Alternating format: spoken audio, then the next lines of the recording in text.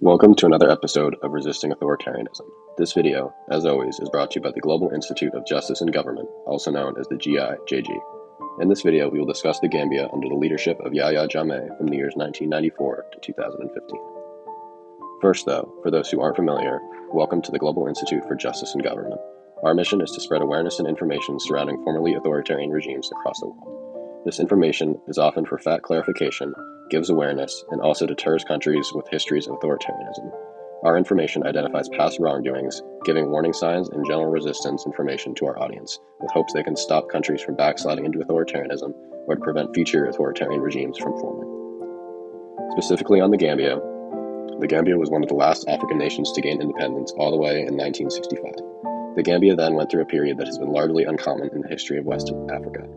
Having only 2 leaders from independence, the Gambian people and scholars alike began to portray the Gambian system as a success of democracy and an exception to military and authoritarian leadership that was common throughout West African history. Despite this message, reality tells a very different story. Now, existing in the year 2025, it is important to acknowledge and learn the skills of a strong dictator like Jammeh. This video is not just for those living in the Gambia, but to those all around the world who are facing authoritarian regimes. In order to recognize an authoritarian leader, we also have to understand their tactics and to see through their image of democracy. This video will serve as a reminder that things are not always what they seem, and to hold your government to a higher standard.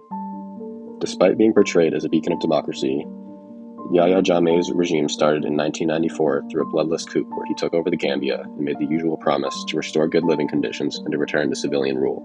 Although it seemed unbelievable at first, Jammeh entered himself into the election and walked away with a clean win. Although Jammeh possesses many of the skills and tendencies, as his use of the law, or lack thereof, in combination with extrajudicial punishments, stands supreme over the course of his 22-year regime in the Gambia.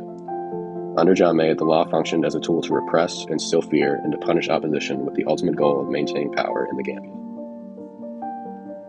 As noted, the law became a distinct tool for repression under Jammeh's reign. Media gags were often put in place to limit dissent and to keep opposition from gaining traction. This practice was offset by small, unimportant journals being allowed to continue existing, therefore giving the image of a free press. Despite this, court buildings were often infiltrated by Jammeh loyalists, and judges were replaced or else forced to give decisions to benefit Jammeh and his regime. Additionally, the Constitution was amended a series of times to ensure Jammeh's continued power while his opposition faced uphill battles in funding and elections, due to funding requirements for candidacy and rigged election procedures. Despite all of this, the impression of democracy persisted, as on the surface these were frequent elections in a somewhat fair system. Opposition candidates existed, and legitimate constitutional changes were made. The devil here is in the details. When arrests weren't enough, though, to stop journalists, Jammeh would have them kidnapped and sent away. Journalists like Ibrahima Mane and Amadou Ba were kidnapped and are still missing to this day.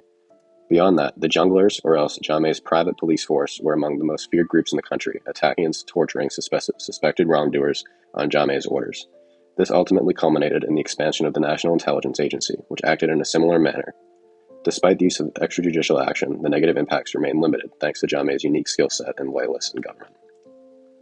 While these actions persisted through Jammeh's regime, and many never questioned the legality of any of this, tensions did, however, begin to rise in the early 2010s, culminating in Jammeh's defeat and his exile from Gambia. Winning the popular election, the new leader, Adama Barrow, presents a much more credible and democratically responsible leader to Jammeh. However, the roadmap and potential for a future authoritarian regime remains in place. With the new regime stepping into place, we at the GIJG want to give some advice to those in Gambia as they look to rebuild their society at last. We first remind the Gambian people to demand transparency in legal systems, to hold leaders accountable, and to follow democratic procedures. Most importantly, though, do not be afraid to protest, as that was a major focal point in the ousting of Jammeh. Beyond that, encourage and engage yourselves in legislation and electoral procedures in the new regime. Do not support Barrow blindly, but support his democratic measures and show off your will as citizens. Lastly, but perhaps most importantly, watch out for warning signs. Now that we have identified the signs and patterns of Jammeh, keep an eye out for the same events under the Barrow presidency. Identify these signs and stop it in its tracks. Although, as history has told us before, it is never too late to resist authoritarianism. When authoritarian presents itself, see it, stop it, and build a stronger future. Make the Gambia you want it to be.